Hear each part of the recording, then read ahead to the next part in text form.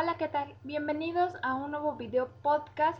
Esta vez les traigo un tema titulado Cultura y biología, dos polos opuestos pero iguales. ¿Comenzamos? Ok, para empezar quisiera darles una pequeña introducción sobre más o menos cuál es mi punto a seguir en este nuevo video podcast. Siempre se ha cometido el error y la confusión de ubicar lo biológico u orgánico y lo sociocultural como dos elementos juntos o como uno solo, desde el punto de vista más complejo, como es la evolución unilineal, multilineal y universal. Lo más básico al decir que los animales adquieren comportamiento sociocultural humano. Si bien es cierto que lo biológico u orgánico y lo sociocultural influyen una a la otra, no van juntas, tampoco hay que comparar una con otra. Bueno, aquí el clásico error y que siempre se ha venido junto con la teoría evolucionista de que inició la teoría que inició la carrera de antropología. Y es que conforme el ser humano evoluciona biológicamente, también lo hace socialmente. ¿Qué quiere decir con esto? Al principio los antropólogos quisieron hacer que la antropología fuera tan dura y tan certera como el resto de las ciencias duras. Entonces, pues usaron elementos de la biología para dar una base dura a la ciencia. En este caso, es que existen tres periodos, que es salvajismo, barbarie y civilización. Las diferentes culturas o subculturas que existen en el mundo obligatoriamente pasan por estas tres fases, tanto biológica como social y culturalmente. Sin embargo, hay unas que según los autores se estancan y otras que sí llegan hasta la civilización.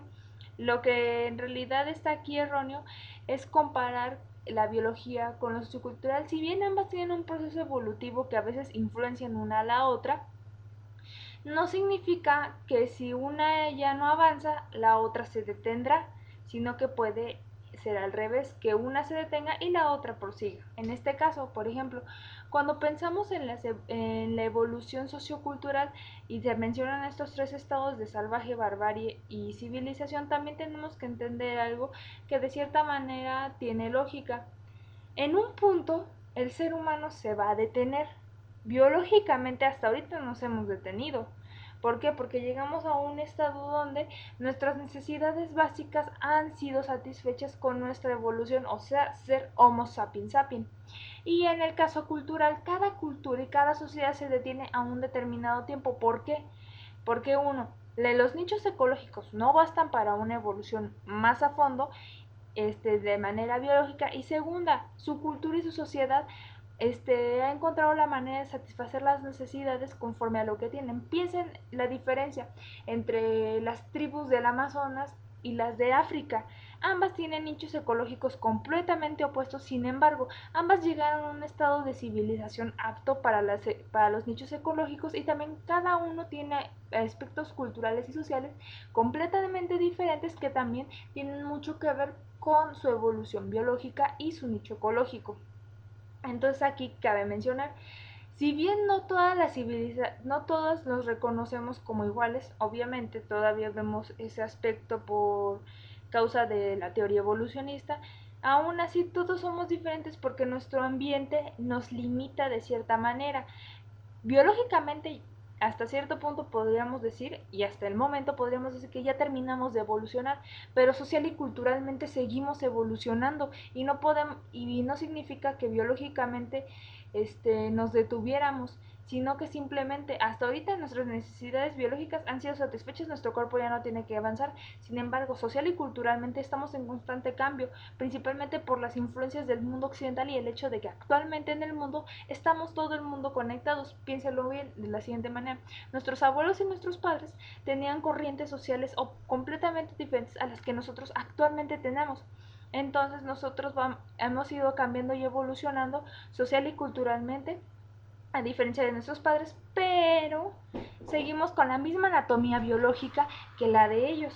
Ahora, lo siguiente, ya para entrar en materia, sería el desarrollo de este trabajo. Pensar en la evolución es pensar en una serie de cambios trascendentales que se dan con el paso del tiempo, y desde niños en la escuela nos enseñan que la evolución social, cultural y biológica orgánica del hombre fue siempre a la par una y otra. Sin embargo, actualmente podemos reconocer que existen dos tipos de evolución: social, cultural, biológica u orgánica, las cuales tienen las características de tener un mismo origen. Sin embargo, existe diferencia de tiempo entre las dos.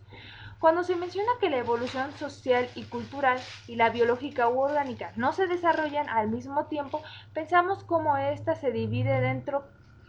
Cada una de estos grupos se encuentra una serie de particularidades o características, las cuales son: lo biológico u orgánico es todo aquello que no se aprende por convivencia social o humana y que ya viene determinado en el ADN, que se considera comportamiento natural compartido con los animales.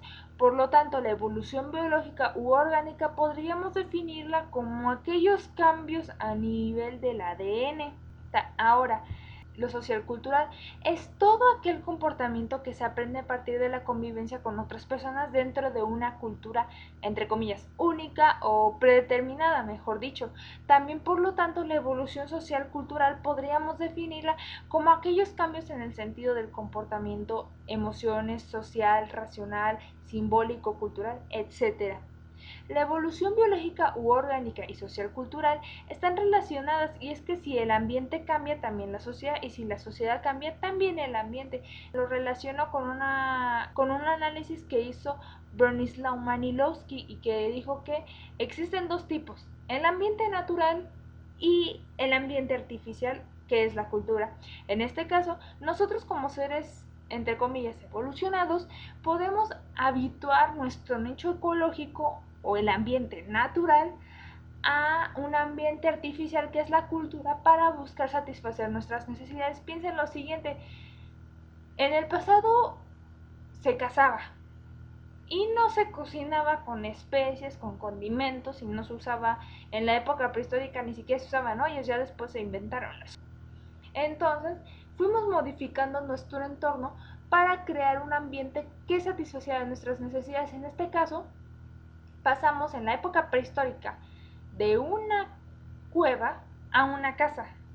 Cambiamos nuestro nicho ecológico para satisfacer unas necesidades. Todo aquello que damos por sentado, entre comillas, natural, como una casa, la estufa, el refri, tener comida, tener una cama, son cosas de la cultura, artificiales, porque bien podríamos dormir o estar en una cueva y dormir en la tierra. El ser humano es uno de los seres vivos que ha desarrollado de mejor manera lo social cultural, ya que lo que hace superior a lo social cultural del ser humano ante la de otros animales es la energía que quema al momento de convertirla en trabajo. El lado sociocultural de otros seres vivos, como lo son los animales, solo está relacionado en el sentido de que pueden relacionarse con los de su especie o con los de otra especie. Tienen sentimientos, algunos se reconocen a sí mismos y tienen un comportamiento que se suele llamar casi humano o humano. Aquí entramos en materia de competencia con lo biológico y lo que siempre ha dicho el ser humano, que el ser humano es el único ser inteligente y racional, a diferencia de otros animales.